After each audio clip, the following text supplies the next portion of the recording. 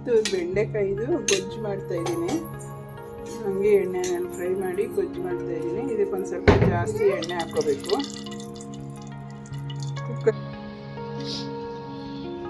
ಒಂದು ಸ್ವಲ್ಪ ಬೆಳ್ಳುಳ್ಳಿ, ಒಂದು ಗೆಂಡೆ ಅಷ್ಟು, ಒಂದು 6 ಮೆಣಸಿನ್ಕಾಯಿ, ಹಸಿಮೆಣಸಿನ್ಕಾಯಿ ಹಾಕಿದ್ದೀನಿ. ಒಣ ಮೆಣಸಿನ್ಕಾಯಿ ಹಾಕ್ಕೋಬೋದು. ಇವತ್ತು ನಾನು ಹಸಿಮೆಣಸಿನ್ಕಾಯಿ ಹಾಕ್ತಾಯಿದ್ದೀನಿ.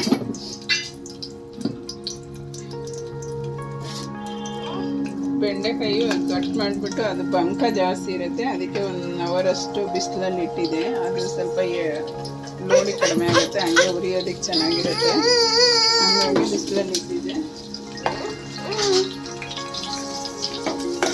ಇದು ಮೆಣಸಿನ್ಕಾಯಿ ಮುರಿದು ಹಾಕಬೇಕು, ಹಾಕಿದ್ರೆ ಸಿಡಿದು ಬಿಡುತ್ತೆ. ಸೌಟೆಲ್ಲ ಕಟ್ ಮಾಡ್ತೀನಿ, ಇಲ್ಲಾಂದರೆ ಮುಖ ಕೊಡಿ. ಉಪ್ಪು ಹಾಕಿದ್ರೆ ಅದರ ರಸ ಎಲ್ಲ ಇದಾಗಿ ಬೇಗ ಹಾಕ್ತೀನಿ. ನಾನು 3 ಟೊಮೊಟೊ ಹಾಗೆ ಹಾಕ್ತೀನಿ.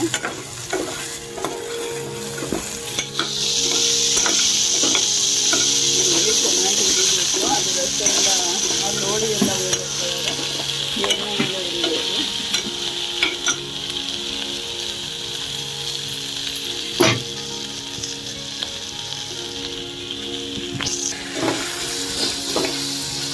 ಚೆನ್ನಾಗಿ ಹುರಿದಿದೆ. ಇದು ಪೌಡ್ರ್ ಮಾತ್ರ, ಮೆಣಸಿನ್ಕಾಯಿ ಪೌಡ್ರ್ ಮಾತ್ರ ಹಾಕೋಬಾರ್ದು.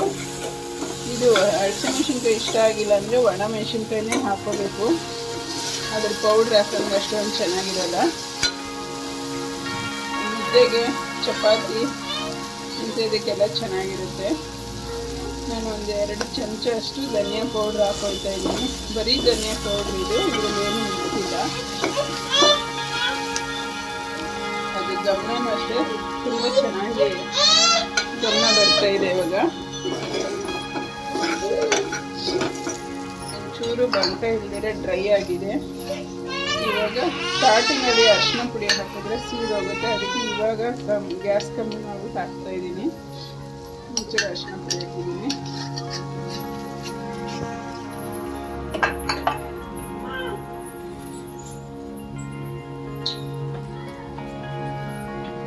ಉಪ್ಪು, ಅರಿಶಿನ ಪುಡಿ, ಧನಿಯಾ ಪುಡಿ, ಟೊಮೊಟೊ, ಹಸಿಮೆಣಸಿನ್ಕಾಯಿ, ಬೆಳ್ಳುಳ್ಳಿ ಹುರಿದಾಗಿದೆ. ಇವಾಗ ಒಂದು ಅರ್ಧ ಗ್ಲಾಸಷ್ಟು ನೀರು ಹಾಕ್ತೀನಿ.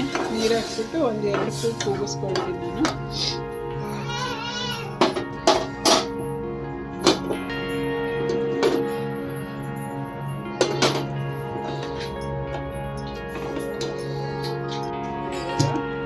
ತೆಗೆದಿದ್ದೀನಿ ನೋಡಿ, ಬೆಂದಿದೆ. ಚೆನ್ನಾಗಿ ಹಿಂಗೆ ಸ್ಮ್ಯಾಶ್ ಮಾಡ್ಕೊಳ್ತೀನಿ. ನೀರು ಒಂಚೂರು ಹಾಕಿರೋದ್ರಿಂದ ಏನು ಬಗ್ಸುವಂಥ ಅವಶ್ಯಕತೆ ಇಲ್ಲ, ಚೆನ್ನಾಗಿ ನುಣ್ಣಗೆ ಸ್ಮ್ಯಾಶ್ ಆಗುತ್ತೆ ಇದು.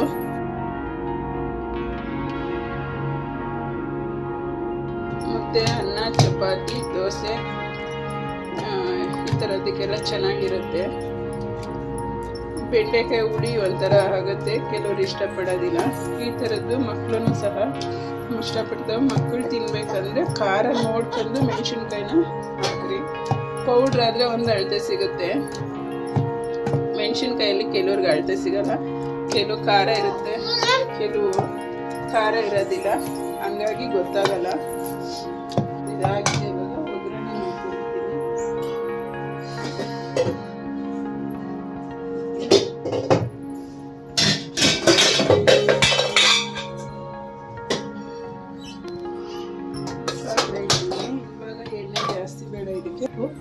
ನಾವು ಬೆಂಡೆಕಾಯಿ ಹುರಿಯುವಾಗ ಜಾಸ್ತಿ ಹಾಕಿರ್ತೀವಿ, ಹಾಗಾಗಿ ಜಾಸ್ತಿ ಬೇಡ. ಇದಕ್ಕೆ ಒಂಚೂರು ಆದರೆ ಸಾಕು.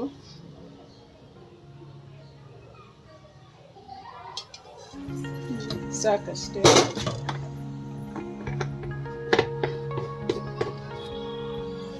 ಜೀರಿಗೆ ಹಾಕ್ತಾ ಇದ್ದೀನಿ.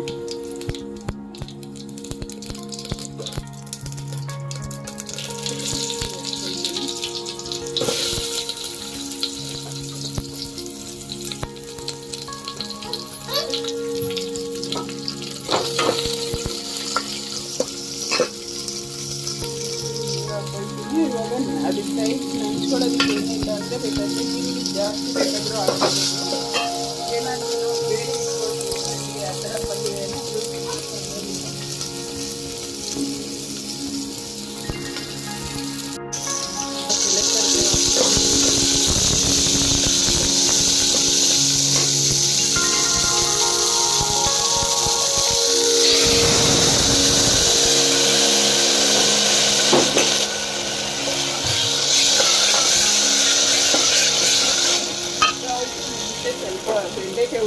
ಹಾಕಿರೋದ್ರಿಂದ ನೋಡ್ಕೊಂಡು ಸಾಲ್ಟ್ ಹಾಕೊಳ್ಳಿ. ಇದು ತೆಳ್ಳಗೂ ಟೇಸ್ಟಿಯಾಗೇ ಇರುತ್ತೆ, ಆದರೆ ಆದಷ್ಟು ಗಟ್ಟಿಗೆ ಬರುತ್ತೆ ಇದು, ಯಾಕಂದರೆ ಮಸ್ತ್ ಇರ್ತೀವಲ್ಲ ಬೆಂಡೆಕಾಯಿನ, ಹಂಗಾಗಿ ಗಟ್ಟಿ ಇದ್ರೇ ಚೆಂದ. ಬೇಕಾದರೆ ತೆಳ್ಳಗೂ ಮಾಡ್ಕೋಬೋದು. ನಾನು ಒಂದು ಸ್ವಲ್ಪ ನೀರು ಹಾಕಿದ್ದೀನಿ, ಅಷ್ಟೇ ಸಾಕು. ನಾನು ಒನ್ ಟೈಮು ಮುದ್ದೆಗೆ ಮಾಡಿದ್ದೀನಿ ನಾನು ಇದನ್ನು. ಸಾಕು, 1 ನಿಮಿಷ ಕುದಿದ್ರೆ ಸಾಕು, ಯಾಕಂದರೆ ಬೆಂದಿದೆ ಅದು ಮುಂಚೆನೇ. ಬೆಂಡೆಕಾಯಿ ಬೆಂದಿದೆ ಕುಕ್ಕರಲ್ಲಿ. ಒಗ್ಗರಣೆ ಹಾಕಿದ್ದೀವಲ್ಲ, ಅದೊಂಚೂರು ಮಿಕ್ಸ್ ಆದರೆ ಸಾಕು. ಇನ್ನೇನು ನಾವೇನು ಎಕ್ಸ್ಟ್ರಾ ಏನೂ ಹಾಕಿಲ್ಲ, ಖಾರ ಏನೂ ಹಾಕಿಲ್ಲ, ಅದರಲ್ಲೇ ಇತ್ತು. ಒಂದು ಕುದಿ ಬಂದರೆ ಸಾಕು ಅದು.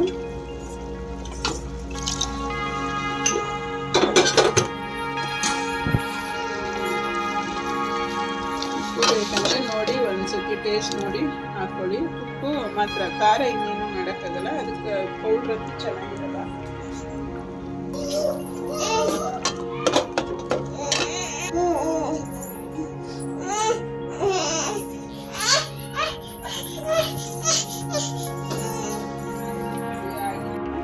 ನೀವು ಮಾಡಿ ಒಂದ್ಸರಿ, ಮಾಡಿಬಿಟ್ಟು ಕಮೆಂಟ್ ಮಾಡಿ, ಮತ್ತು ಸಪೋರ್ಟ್ ಮಾಡಿ ಸ್ನೇಹಿತರೆ. ಧನ್ಯವಾದಗಳು.